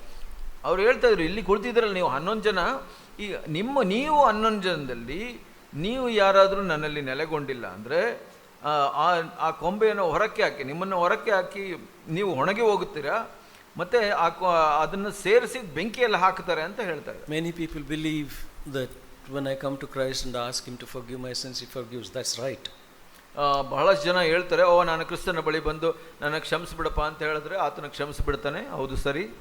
But if I don't take my Christian life seriously after that, ಅದರ ನಂತರ ನನ್ನ ಕ್ರಿಸ್ತಿಯ ಜೀವಿತವನ್ನು ಗಂಭೀರವಾಗಿ ತೆಗೆದುಕೊಂಡಿಲ್ಲ ಅಂದರೆ, there is a false teaching in Christianity that once you are saved forever. ಇಲ್ಲಿ ಒಂದು ಸುಳ್ಳು ಬೋಧನೆ ಕ್ರೈಸ್ತತ್ವದಲ್ಲಿ ಇದೆ. ಏನಂದ್ರೆ, ನೀನು ಒಂದ್ಸಲ ರಕ್ಷಣೆ ಹೊಂದ್ಬಿಟ್ರೆ ನೀನು ಅದನ್ನು ಕಳ್ಕೊಳ್ಳಲ್ಲ, ಯಾವಾಗಲೂ ನಿನ್ನ ರಕ್ಷಣೆ ಇರುತ್ತೆ ಅಂತ ಹೇಳುವಂತ. Compare that with what Jesus said in verse 6. ಅದನ್ನ 6ನೇ ವಚನದಲ್ಲಿ ಯೇಸು ಸ್ವಾಮಿ ಹೇಳ್ತಾ ಇರೋದಕ್ಕೆ ಹೋಲಿಸಿ ನೋಡಿ. Did Jesus say that once you are in me, you abide in me and you don't bear fruit, doesn't matter, don't worry, I'll take care of you? ನೀನು ನನ್ನಲ್ಲಿ ನೆಲೆ ಓದಿದೀಯಾ, ನೀನು ಫಲ ಕೊಟ್ಟಿಲ್ಲ ಅಂದ್ರೆ ಪರವಾಗಿಲ್ಲ, ನಾನು ಕ್ಷಮಿಸ್ಬಿಡ್ತೀನಿ ಅಂತ ಹೇಳಿದ್ರ? Did he say that? ಹೇಳಿದ್ರ ಹಾಗೆ? He says very clearly here. ಇಲ್ಲಿ ಬಹಳ ಸ್ಪಷ್ಟವಾಗಿ ಹೇಳ್ತಾ ಇದ್ದಾರೆ. This is only one verse I am quoting to you. ನಾನು ಇದು ಒಂದೇ ಒಂದು ವಚನ ನಿಮ್ಗೆ ಹೇಳ್ತಾ ಇದ್ದೀನಿ. There are so many words like this. ಈ ತರ ಬಹಳಷ್ಟು ವಚನಗಳಿದೆ. If you don't abide or if you don't obey him, you can be saved and you can be lost forever. ನೀವು ಆತನಲ್ಲಿ ನೆಲೆಗೊಂಡಿಲ್ಲ ಅಂದ್ರೆ, ಫಲ ಕೊಟ್ಟಿಲ್ಲ ಅಂದ್ರೆ, ಆತನಿಗೆ ವಿಧೇಯರಾಗಿಲ್ಲ ಅಂದ್ರೆ ನೀವು ನಿಮ್ಮ ರಕ್ಷಣೆಯನ್ನು ಕಳ್ಕೊಂಡ್ಬಿಡ್ತೀವಿ. Once upon a time you were doing some bad things, like say for example drinking or gambling or being immoral. So ನೀವು ಒಂದ್ಸಲ ಕುಡಿತಾ ಇದ್ರಿ, ಅಥವಾ ಇನ್ನು ಗ್ಯಾಂಬ್ಲಿಂಗ್, ಜೂಜು ಆಡುವಂಥದ್ದು, ಇದನ್ನೆಲ್ಲ ಮಾಡ್ತಾ ಇದ್ರಿ ಒಂದು ಸಮಯದಲ್ಲಿ. Even committing immorality. ನೀವು ವ್ಯಭಿಚಾರವನ್ನು ಮಾಡ್ತಾ ಇದ್ರಿ. And you came to Christ one day. ಇವಾಗ ಕ್ರಿಸ್ತನಲ್ಲಿ ಬಂದಿದ್ದೀರಾ. You experienced the forgiveness of sins. ನೀವು ಆ ಒಂದು ಪಾಪ ಪರಿಹಾರವನ್ನ ನೀವು ಅನುಭವಿಸಿದ್ದೀರಾ. Somebody told you, oh, now you can live as you like because you said those magic words, Jesus come into my heart. ನೀವು ಯಾರೋ ಬಂದು ಹೇಳ್ತಾರೆ, ಇದು ಪರವಾಗಿಲ್ಲ, ನೀವು ಇವಾಗ ಅದು ಹೇಳಿದಿರಲ್ಲ, ನೀವು ಯೇಸು ನನ್ನಲ್ಲಿ ಬಾ ಅಂತ ಅಂದ್ಬಿಟ್ಟು ಇವಾಗ ಪರವಾಗಿಲ್ಲ, ನೀವು ಹೆಂಗ್ ಬೇಕಾದ್ರೆ ಜೀವಿಸಬಹುದು ಅಂತ ಹೇಳ್ತಾರೆ. You can live as you like. ನಿನಗೆ ಇಷ್ಟ ಬಂದಾಗ ನೀವು ಜೀವಿಸಬಹುದು. That's an absolute lie from the pit of hell. ಅದು ಆ ನರಕದಿಂದ ಬರುವಂತ ಆ ಒಂದು ಸ್ವರ, ಅದು ಸುಳ್ಳು. Jesus never taught that. ಅದನ್ನ ಯೇಸು ಸ್ವಾಮಿ ಯಾವತ್ತೂ ಹೇಳಿಲ್ಲ. Jesus said, if you obey me, keep my commandments. ನೀವು ನನ್ನನ್ನು ಪ್ರೀತಿಸಿದ್ರೆ ನನ್ನ ಆಜ್ಞೆಗಳನ್ನ ಕೈಗೊಳ್ತೀರಾ. It's there in the same this thing. You go back to the previous chapter. ಇಂದಿನ ಅಧ್ಯಾಯವನ್ನು ನಾವು ನೋಡೋಣ. In 14:15. 14:15 ಇದೆ. If you love me, you will keep my commandments. 15 ನೀವು ನನ್ನನ್ನು ಪ್ರೀತಿಸುವುದಾದರೆ ನನ್ನ ಆಜ್ಞೆಗಳನ್ನು ಕೈಗೊಂಡು ನಡೆಯುವಿರಿ. So this is Jesus speaking to the 11 disciples there. ಇಲ್ಲಿ ಯೇಸು ಸ್ವಾಮಿ 11 ಶಿಷ್ಯರಿಗೆ ಹೇಳ್ತಾ ಇರುವಂತ ಮಾತು. Why I am telling these things, dear brothers? ನಾನು ಯಾಕೆ ಈ ಸಹೋದರರೇ ಇದನ್ನು ಹೇಳ್ತಾ ಇದ್ದೀನಿ? I am telling you to examine your life. How is it? ನಾನು ನಿಮಗೆ ಹೇಳ್ತಾ ಇದ್ದೀನಿ, ನಿಮ್ಮ ಜೀವಿತವನ್ನ ಪರೀಕ್ಷಿಸಿ ನೋಡಿ ಹೇಗಿದೆ ಅಂತ. How serious are you to take your sin? ನಿಮ್ಮ ಪಾಪವನ್ನ ಗಂಭೀರವಾಗಿ ತೆಗೆದುಕೊಳ್ಳೋದಕ್ಕೆ ಎಷ್ಟು ಗಂಭೀರವಾಗಿದ್ದೀರಾ ನೀವು? The Bible says, the soul that sinneth, it shall die. ದೇವರ ವಾಕ್ಯ ಹೇಳುತ್ತೆ, ಯಾವ ಒಂದು ಪ್ರಾಣವು ಪಾಪವನ್ನ ಹಂಬಲಿಸುತ್ತೋ ಅದು ಸಾಯುತ್ತೆ. So there is no second guess on that. ಅದರಲ್ಲಿ ಯಾವ ಸಂಶಯನೇ ಇಲ್ಲ. It's clear as crystal. ಅದು ಬಹಳ ಸ್ಪಷ್ಟವಾಗಿದೆ. He who sins shall die. ಯಾರು ಪಾಪ ಮಾಡ್ತಾನೆ ಆತನು ಸಾಯ್ತಾನೆ. He will die in his sins. ಆತನ ಪಾಪದಲ್ಲಿ ಆತನು ಸಾಯ್ತಾನೆ. The wages of sin is ಪಾಪಗಳ ವೇತನ ಯಾವುದು? ಸಂಬಳ. ಮರಣ. So there is no second guess on that. ಅದರಲ್ಲಿ ಎರಡು ಮಾತೇ ಇಲ್ಲ. So if I continue in sin, ನಾನು ಪಾಪದಲ್ಲಿ ಮುಂದುವರೆದ್ರೆ I can only expect judgment, the wrath of God and fiery hell. ನಾನು ದೇವರ ನ್ಯಾಯ ತೀರ್ಮಾನ ಅಥವಾ ನರಕ ಯಾತನೆಯನ್ನು ನಾನು ಎದುರು ನೋಡಬೇಕು. Some of you may have come out of your immorality. ನೀವು ಕೆಲವರು ಆ ವ್ಯಭಿಚಾರದಿಂದ ಬಂದಿರಬಹುದು. And today you think everything is fine with you and you can enjoy those things back again. ನೀವು ಕೆಲವರು ಅನ್ಕೊಂಬೋದು, ಪರವಾಗಿಲ್ಲ, ಇವಾಗ ನಾನು ಅದನ್ನ ಸಂತೋಷ ಪಡಬಹುದು, ಅದರಲ್ಲಿ ಇವಾಗ ಪರವಾಗಿಲ್ಲ, ದೇವ್ರು ಕ್ಷಮಿಸ್ತಾರೆ ಅನ್ಕೊಂಬೋದು. Some of you may enjoy looking some dirty things in your mobile or computer. ನಿಮ್ಮ ಮೊಬೈಲಲ್ಲಿ ಕಂಪ್ಯೂಟರಲ್ಲಿ ಕೆಟ್ಟ ಚಿತ್ರಗಳನ್ನು ನೀವು ನೋಡಬಹುದು. Or you may sin in your thoughts. ನಿಮ್ಮ ಮನಸ್ಸಿನಲ್ಲಿ ಪಾಪಗಳನ್ನು ಮಾಡಬಹುದು. ಇಲ್ಲ ಅಂದ್ರೆ or through your eyes, ನಿಮ್ಮ ಕಣ್ಣುಗಳ ಮುಖಾಂತರ, by lusting after somebody, ನಿಮ್ಮನ್ನ ಇತರರನ್ನ ಮೋಹಿಸೋದ್ರಿಂದ. That Jesus said is equal to committing adultery in your heart. ನಿಮ್ಮ ಅದು ಹೋಲಿಸಿ ನೋಡಿದ್ರೆ ಯೇಸು ಸ್ವಾಮಿ ಹೇಳಿದ್ರು, ನಿಮ್ಮ ಹೃದಯದಲ್ಲಿ ವ್ಯಭಿಚಾರ ಮಾಡಿದಂತೆ ಅಂತ ಅಂದ್ಬಿಟ್ಟು. There are 3 sins that Jesus spoke very strongly against. ಯೇಸು ಸ್ವಾಮಿ ಬಹಳ ಗಂಭೀರವಾಗಿ ವಿರೋಧವಾಗಿ ಮಾತಾಡಿದ್ದು 3 ಪಾಪಗಳ ವಿರುದ್ಧ. You read about that in Matthew chapter 5, 6 and 7, which is called the Sermon on the Mount. ಪರ್ವತ ಪ್ರಸಂಗದಲ್ಲಿ ನಾವು ನೋಡ್ತೇವೆ, ಮತ್ತಾಯ 5, 6, 7ರಲ್ಲಿ ಈ ಮಾತುಗಳನ್ನು ಹೇಳಿದ್ದಾರೆ.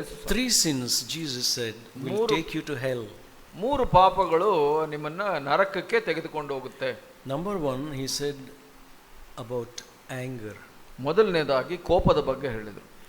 If you are angry with your brother, you are liable to go to hell, Jesus said. ನಿಮ್ಮ ಸಹೋದರನ ಮೇಲೆ ನೀವು ಕೋಪ ಇಟ್ಕೊಳ್ಳೋದಾದ್ರೆ ನೀವು ನರಕ ಪಾತ್ರರು ಅಂತ ಅಂದ್ಬಿಟ್ಟು. But what the world says, oh, that is okay. ಆದರೆ ಲೋಕ ಏನು ಹೇಳುತ್ತೆ, ಅದು ಪರವಾಗಿಲ್ಲ ಅಂತ ಹೇಳುತ್ತೆ. That's his weakness. ಅದು ಅವನ ಬಲಹೀನತೆ. Jesus never said that it is his weakness. ಯೇಸು ಸ್ವಾಮಿ ಹಾಗೆ ಹೇಳಲಿಲ್ಲ, ಇದು ನಿಮ್ಮ ಬಲಹೀನತೆ ಅಷ್ಟೇನೆ ಅಂತ. And the second sin Jesus talked about, which will take you to hell, is the lusting with the eyes. ಪರಸ್ತ್ರೀಯನ್ನು ಮೋಹಿಸೋದ್ರ ಬಗ್ಗೆ ಹೇಳಿದ್ರು, ಅದು ನಿಮ್ಮನ್ನ ನರಕಕ್ಕೆ ತೆಗೆದುಕೊಂಡು ಹೋಗುತ್ತೆ ಅಂತ. And the third thing Jesus said is in Matthew chapter 6. ಮತ್ತಾಯ 6ರಲ್ಲಿ ಯೇಸು ಸ್ವಾಮಿ ಹೇಳಿದ 3ನೇ ವಿಷಯ, where he taught, ಅವ್ರಿಗೇನು ಬೋಧಿಸಿದ್ರು ಅಂದ್ರೆ, he taught us to pray. ಪ್ರಾರ್ಥಿಸಬೇಕು ಅಂತ ಹೇಳಿದ್ರು. What we call it the Lord's Prayer. ಅದು ಕರ್ತನ ಪ್ರಾರ್ಥನೆ ಅಂತ ನಾವು ಹೇಳ್ತೀವಿ. Actually it is not the Lord's Prayer, it is our prayer. ಅದು ಕರ್ತನ ಪ್ರಾರ್ಥನೆ ಅಲ್ಲ, ಅದು ನಮ್ಮ ಪ್ರಾರ್ಥನೆ. Jesus taught us how we should pray. ನಾವು ಹೇಗೆ ಪ್ರಾರ್ಥಿಸಬೇಕು ಅಂತ ಯೇಸು ಸ್ವಾಮಿ ನಮಗೆ ಕಲಿಸಿಕೊಟ್ಟಿದ್ರು. If you want to see the Lord's Prayer, then you read in John 17. ಕರ್ತನ ಪ್ರಾರ್ಥನೆ ಯಾವುದು ಅಂದ್ರೆ, ನೀವು ಯೋಹನ 17ರಲ್ಲಿ ನಾವು ನೋಡಬಹುದು ಅದನ್ನ. That full chapter is the Lord's Prayer, that is Jesus praying to the Father. ಅಲ್ಲಿ ಆ ಒಂದು ಪೂರ್ಣ ಅಧ್ಯಾಯದಲ್ಲಿ ನಾವು ಏನು ನೋಡ್ತೇವೆ ಅಂದ್ರೆ, ಯೇಸು ಸ್ವಾಮಿ ತನ್ನ ತಂದೆಗೆ ಪ್ರಾರ್ಥಿಸುವಂತದ್ದು. And that is the Lord's Prayer. ಅದು ಕರ್ತನ ಪ್ರಾರ್ಥನೆ. And there and in chapter 6 of Matthew, where Jesus taught us to pray, he said one thing in that prayer, like we all say, Father, forgive my sins as I forgive those who sin against us. ಆ ಒಂದು ಯೇಸು ಸ್ವಾಮಿ ನಮಗೆ ಕಲಿಸಿಕೊಟ್ಟ ಪ್ರಾರ್ಥನೆಯಲ್ಲಿ ಈ ಮಾತನ್ನ ಹೇಳಿದರು, ಈ ತರ ಪ್ರಾರ್ಥಿಸ್ಲಿಕ್ಕೆ, ನನಗೆ ತಪ್ಪು ಮಾಡಿದವರನ್ನು ನಾನು ಕ್ಷಮಿಸಿದಂತೆ ನನ್ನ ಪಾಪಗಳನ್ನು ಕ್ಷಮಿಸು ಅಂತ.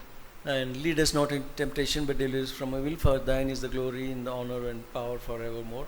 Amen. The prayer ends there, but in verse 14 and 15 Jesus said, ಆದರೆ ಅಲ್ಲಿ ಪ್ರಾರ್ಥನೆ ಮುಂದುವರಿತಾ ಹೋಗುತ್ತೆ.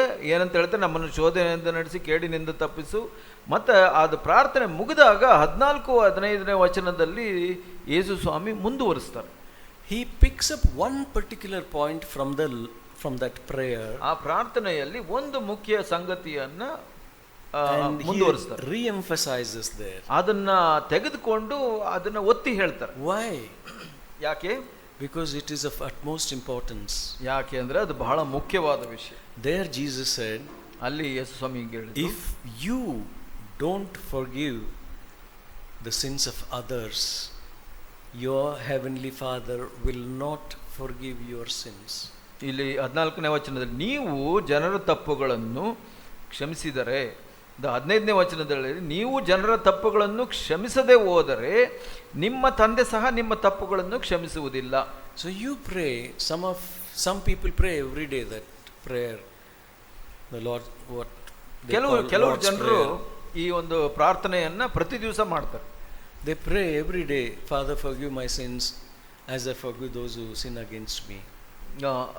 ಪ್ರತಿ ದಿವಸ ಪ್ರಾರ್ಥನೆ ಮಾಡ್ತಾರೆ, ತಂದೆಯೇ ನಾನು ಇತರರನ್ನ ಕ್ಷಮಿಸಿದಂತೆ ನನ್ನನ್ನು ಕ್ಷಮಿಸು ಅಂದ್ಬಿಟ್ಟು. You prayed for it, right? ನೀವು ಹಾಗೆ ಪ್ರಾರ್ಥಿಸಿದ್ರಲ್ಲ. So God will take you by your word. ನೀವು ಹೇಳಿದಂತೆ ನಿಮ್ಮ ಮಾತಿಂದನೇ ದೇವರು ನಿಮ್ಮನ್ನ ನ್ಯಾಯ ತೀರ್ಮಾನ ಮಾಡ್ತಾರೆ. Verse 15, Jesus said, if you don't forgive those who sin against you, neither will your heavenly Father forgive those who sin against you. Will forgive you. ನಿಮ್ಮ ಮಾತಿನಂತೆ ನೀವು ಇತರ ತಪ್ಪುಗಳನ್ನು ಕ್ಷಮಿಸದೆ ಹೋದರೆ ತಂದೆಯಾದ ದೇವರು ಕೂಡ ನಿಮ್ಮನ್ನ ಕ್ಷಮಿಸೋದಿಲ್ಲ. Where will such person go? ಅಂತ ಮನುಷ್ಯ ಎಲ್ಲಿ ಹೋಗ್ತಾನೆ? Unforgiven sinner. ಯಾರಿಗೆ ದೇವರು ಕ್ಷಮಿಸಿಲ್ಲ, he goes to the same place. ಆತನು ಆ ಒಂದು ನರಕಕ್ಕೆ ಹೋಗ್ತಾನೆ. Where these two other people also go, those who are angry and those who lust with their eyes. ಯಾರು ಕೋಪದಲ್ಲಿದ್ದವರು, ಇನ್ನೊಬ್ರು ಯಾರು ಮೋಹಿಸ್ತಾರಲ್ಲ, ಅವರಿಬ್ರು ಎಲ್ಲಿ ಹೋಗ್ತಾರೋ ಅದೇ ಸ್ಥಳಕ್ಕೆ ಈ ವ್ಯಕ್ತಿ ಕೂಡ ಹೋಗ್ತಾನೆ. So brothers, take sin seriously in your life. ಸಹೋದರರೇ, ಪಾಪವನ್ನು ನಿಮ್ಮ ಜೀವಿತದಲ್ಲಿ ಗಂಭೀರವಾಗಿ ತೆಗೆದುಕೊಳ್ಳಿ. If somebody has taught you that once saved always saved, if you believe that, I want to tell you, we don't believe in that. So ನಾನು ನಿಮ್ಗೆ ಏನು ಹೇಳ್ತೀನಿ ಅಂದರೆ, ನಿಮ್ಗೆ ಯಾರಾದರೂ ನಿಮಗೆ ಹೇಳಿಕೊಟ್ಟಿದ್ರೆ, ನೀವು ಒಂದ್ಸಲ ಕ್ಷಮಿಸಲ್ಪ ರಕ್ಷಣೆ ಹೊಂದಿದ್ದೀರಾ, ಇನ್ಮೇಲೆ ನೀವು ರಕ್ಷಣೆ ಕಳ್ಕೊಳ್ಳಲ್ಲ ಅಂತ ಹೇಳಿದ್ರೆ ಅದು ತಪ್ಪದು. We don't believe in that, and don't waste your time sitting in this church. ಆ ಥರ ಏನಾದರೂ ನಂಬೋದಾದರೆ ನೀವು ಈ ಸಭೆಯಲ್ಲಿ ಕುಳಿತುಕೊಂಡು ಸಮಯ ವ್ಯರ್ಥ ಮಾಡ್ತಾ ಇದ್ದೀರಾ. You can join some other church which preaches that doctrine. ಆ ಥರ ಬೋಧನೆಗಳನ್ನು ಮಾಡುವಂಥ ಸಭೆಯಲ್ಲಿ ನೀವು ಹೋಗಿ ಸೇರ್ಕೊಳ್ಬೋದು. We had few brothers in Bangalore believing this. ಬೆಂಗಳೂರಿನಲ್ಲಿ ಕೂಡ ಈ ಥರ ಬೋಧನೆಗಳನ್ನು ನಾವು ನಂಬ್ತೀವಿ ಅಂತ ಹೇಳುವಂಥ ಕೆಲವು ಸಹೋದರರಿದ್ದರು. They sat many years with us.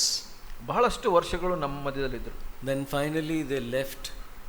ಅವರು ಕಡೆಗೆ ನಮ್ಮ ಸಭೆಯನ್ನು ಬಿಟ್ಟು ಹೋಗ್ಬಿಟ್ಟು. I wondered why they wasted their time sitting here. ನನಗೆ ಆಶ್ಚರ್ಯ ಆಯಿತು, ಯಾಕೆ ಇವರು ಇಷ್ಟು ವರ್ಷ ಸಭೆಯಲ್ಲಿ ಕುಳಿತುಕೊಂಡು ಸಮಯ ವ್ಯರ್ಥ ಮಾಡಿದ್ರು. They should have gone back many years ago. ಬಹಳಷ್ಟು ವರ್ಷದ ಹಿಂದೆನೇ ಹೋಗ್ಬಿಟ್ಟಿದ್ರೆ ಚೆನ್ನಾಗಿತ್ತು. Simply they wasted their time and left, thinking that we are wrong and they are right. ಅಷ್ಟು ವರ್ಷಗಳು ಇದ್ದು ಅವರು ಸಮಯ ವ್ಯರ್ಥ ಮಾಡಿದ್ದಲ್ಲದೆ ಅವರು ಸರಿ ನಾವು ತಪ್ಪು ಅಂತ ಹೇಳ್ಕೊಂಡು ಹೋದ್ರು. It's like saying what Jesus said in what we just read now in John 16, when Jesus said, if you don't abide and bear fruit in me, you will be thrown off. So they're denying that what Jesus said. ನಾವು ಇವಾಗಲೇ ಓದಿದಂತೆ ಮತ್ತಾಯ 15ರಲ್ಲಿ ನೀವು ನನ್ನಲ್ಲಿ ನೆಲೆಗೊಂಡಿಲ್ಲ ಅಂದರೆ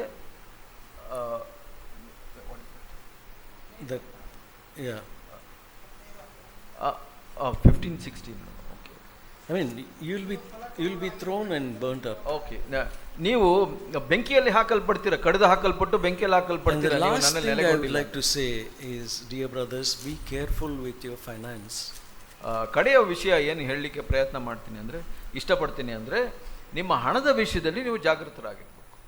See, God has drawn a circle around us. ದೇವರು ನಮ್ಮ ಜೀವಿತದಲ್ಲಿ ಪ್ರತಿಯೊಬ್ಬರಿಗೂ ಒಂದು ಎಲ್ಲೆಯನ್ನು ಹಾಕಿದ್ದಾರೆ. A circle of say financial limitation. Financial limitation. ಒಂದು ಏನು ಮಾಡ್ತಾರೆ ಅಂದರೆ, ದೇವರು ಒಂದು ವೃತ್ತವನ್ನು ಹಾಕ್ತಾರೆ, ಪ್ರತಿಯೊಬ್ಬರಿಗೂ ಒಂದೊಂದು ಚಿಕ್ಕ ಅಳತೆಯ ವೃತ್ತವನ್ನು ಹಾಕ್ತಾರೆ. ನಿಮ್ಮ ಆ ಒಂದು ಆರ್ಥಿಕ ಮಿತಿ ಎಷ್ಟಿರಬೇಕು. Brother so and so his income is so much. ಒಬ್ಬ ಸಹೋದರ ಅವರಿಗೆ ಇಷ್ಟು ಸಂಪಾದನೆ. ಅನದರ್ ಬ್ರದರ್, ಇನ್ನೊಬ್ಬ ಸಹೋದರ, his income is so much. ಅವರ ಸಂಪಾದನೆ ಇಷ್ಟು. And God expects us in that to be faithful.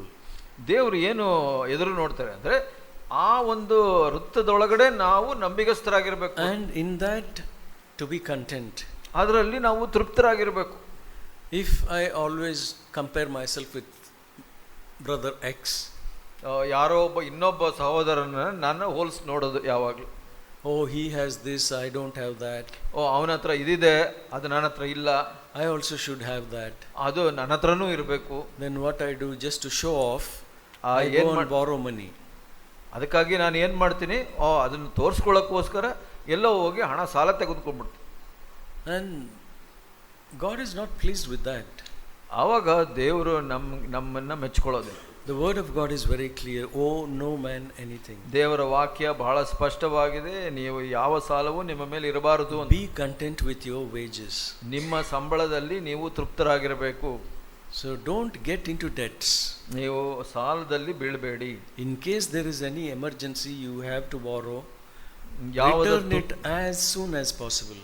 ಯಾವುದೇ ಒಂದು ತುರ್ತು ಪರಿಸ್ಥಿತಿಯಲ್ಲಿ ನೀವು ಹಣ ತೆಗೆದುಕೊಳ್ಬೇಕು ಅಂದರೆ ಅದನ್ನು ಸಾಧ್ಯ ಆದಷ್ಟು ಬೇಗ ಹಿಂದೆ ಕೊಟ್ಬಿಡಿ. And if you are still living under debt after having come into this church and heard for a number of years this teaching, ನೀವು ಈ ಸಭೆಗೆ ಬಂದು ಬಹಳಷ್ಟು ವರ್ಷಗಳ ಕಾಲ ಈ ಒಂದು ಬೋಧನೆಗಳನ್ನು ಕೇಳಿ ಇನ್ನೂ ಸಾಲದಲ್ಲಿದ್ದರೆ, and making no effort to clear your debts, ನೀವು ಯಾವುದೇ ಒಂದು ಸರಿಯಾದ ಪ್ರಯತ್ನವನ್ನು ಮಾಡ್ತಾ ಇಲ್ಲ ಆ ಸಾಲಗಳನ್ನು ತೀರಿಸಲಿಕ್ಕೆ ಅಂದರೆ, my dear brother, I would say you please stop coming to church meetings until you clear your debts. ನೀವು ಪ್ರಿಯ ಸಹೋದರರೇ, ನಾನು ನಿಮಗೆ ಹೇಳಕ್ಕೆ ಪ್ರಯತ್ನ ಮಾಡ್ತೀನಿ, ಇಷ್ಟಪಡ್ತೀನಿ, ನೀವು ಈ ಸಭೆ ಕೂಟಗಳನ್ನು ಬರೋದು ನಿಲ್ಲಿಸಿ ಮೊದಲು ಸಾಲವನ್ನು ತೀರಿಸಿ. Work hard, earn and pay back that debt. Don't take some other loan to fill this loan. ನೀವು ಕಷ್ಟಪಟ್ಟು ನಿಮ್ಮ ಸಂಪಾದನೆ ಮಾಡಿ ಆ ಸಾಲಗಳನ್ನು ತೀರಿಸಿ, ಇಲ್ಲ ಇನ್ನೊಂದು ಕಡೆ ಎಲ್ಲೋ ಇನ್ನೊಂದು ಸಾಲ ತಗೊಂಡು ಈ ಸಾಲ ತೀರಿಸೋ ಪ್ರಯತ್ನ ಮಾಡಬೇಡಿ. Don't do that. ಅದನ್ನು ಮಾಡಬೇಡಿ. Get out of your debts as quickly as possible. ನಿಮ್ಮಿಂದ ಸಾಧ್ಯವಾದಷ್ಟು ಬೇಗ ಈ ಸಾಲಗಳಿಂದ ಹೊರಗಡೆ ಬನ್ನಿ. So remember these two things. ಇದು ಎರಡು ವಿಷಯಗಳನ್ನು ನೆನಪಿಟ್ಟು. Take sin extremely seriously. ಪಾಪವನ್ನ ಬಹಳವಾದ ಗಂಭೀರವಾಗಿ ತೆಗೆದುಕೊಳ್ಳಿ. This is what sent Jesus to the cross. ಆ ಪಾಪನೇ ಯೇಸು ಸ್ವಾಮಿಯನ್ನ ಶಿಲುಬೆಗೆ ತೆಗೆದುಕೊಂಡು. Every time you sin, you are driving the nail deeper into Jesus' hands. ಪ್ರತಿ ಸಲ ನೀವು ಪಾಪ ಮಾಡಿದಾಗ ಯೇಸು ಸ್ವಾಮಿಯ ಕೈನಲ್ಲಿ ಆ ಮೊಳೆಯನ್ನು ಇನ್ನೂ ಆಳಕ್ಕೆ ಹೊಡೆದಂತೆ. And be faithful in money matters. ನೀವು ಹಣದ ವಿಷಯದಲ್ಲಿ ನಂಬಿಗಸ್ತರಾಗಿ. And God has called you brothers to take responsibility in the church. ದೇವರು ನಿಮ್ಮನ್ನ ಕರೆದಿದ್ದಾರೆ ಸಭೆಯಲ್ಲಿ ಜವಾಬ್ದಾರಿಯುತವಾಗಿರಬೇಕು ಅಂತ. He has not made mistake in making you man. So ದೇವರು ತಪ್ಪು ಮಾಡಿಲ್ಲ ನಿಮ್ಮನ್ನ ಒಬ್ಬ ಗಂಡಸಾಗಿ ಮಾಡೋದ್ರಲ್ಲಿ. So you have a higher role to play in the church than sisters. ಸಹೋದರಿಯರಿಗಿಂತ ಸಭೆಯಲ್ಲಿ ನೀವು ಉತ್ತಮ ಕಾರ್ಯ ಅಥವಾ ಸೇವೆಯನ್ನು ಮಾಡೋದಕ್ಕಾಗಿ ನಿಮ್ಮನ್ನು ನೀವು ಕರೆಯಲ್ಪಟ್ಟಿದ್ದೀರಾ. So take your calling seriously. ನಿಮ್ಮ ಕರೆಯನ್ನು ಗಂಭೀರವಾಗಿ ತೆಗೆದುಕೊಳ್ಳಿ. And take sin seriously. ಪಾಪವನ್ನು ಗಂಭೀರವಾಗಿ ತೆಗೆದುಕೊಳ್ಳಿ. Take financial dealings seriously. Be faithful in that. ಈ ಹಣದ ವಿಷಯದಲ್ಲಿ, ಆರ್ಥಿಕ ವಿಷಯದಲ್ಲಿ ಬಹಳ ಗಂಭೀರವಾಗಿರಿ. ಆ ವಿಷಯವನ್ನು ನೀವು ಗಂಭೀರವಾಗಿ ತೆಗೆದುಕೊಳ್ಳಿ, ನಂಬಿಗಸ್ತರಾಗಿರಿ. God bless these words. ದೇವರು ನಿಮ್ಮನ್ನು ಆಶೀರ್ವದಿಸಿ. Shall we bow our heads in prayer? ತಲೆ ಬಾಗಿಸಿ ಪ್ರಾರ್ಥಿಸೋಣ. Oh Father, we thank you for your living words. ತಂದೆಯಾದ ದೇವರೇ, ನಿನ್ನ ಜೀವವುಳ್ಳ ವಾಕ್ಯಗಳಿಗಾಗಿ ನಿನಗೆ ಸ್ತೋತ್ರ. Thank you that you've given us your living words for our good. ನಿನ್ನ ಜೀವವುಳ್ಳ ವಾಕ್ಯಗಳನ್ನು ನಮ್ಮ ಒಳ್ಳೆಯದಕ್ಕಾಗಿ ಕೊಟ್ಟಿದ್ದೀಯ ಸ್ವಾಮಿ, ಅದಕ್ಕಾಗಿ ಧನ್ಯವಾದಗಳು. To make our life easier. ನಮ್ಮ ಜೀವಿತ ಸರಾಗವಾಗಲಿ ಅಂತ ಹೀಗೆ ಮಾಡಿದ್ದೀಯ. Because you said your burden is light.